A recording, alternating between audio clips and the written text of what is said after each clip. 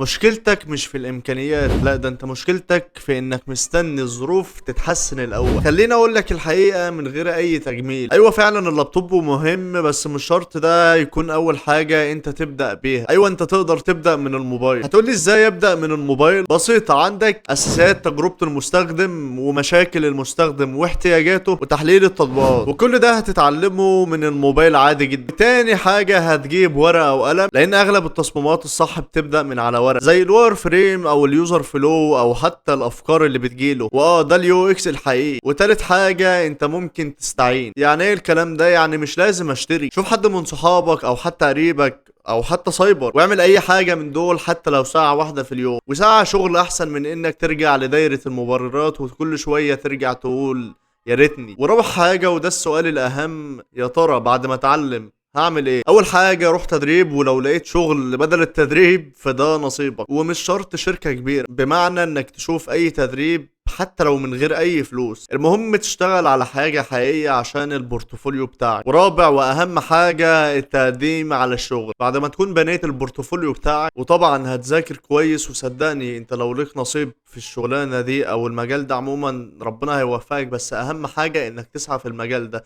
واللي هو باختصار يا جماعة اليو اي يو اكس. فكل الكلام اللي انا قلته ده انك تبدأ في جزء اليو اكس. خلاصة كل الكلام ده، انت لو مستني لاب عشان تبدأ فصدقني انت عمرك ما هتبدأ.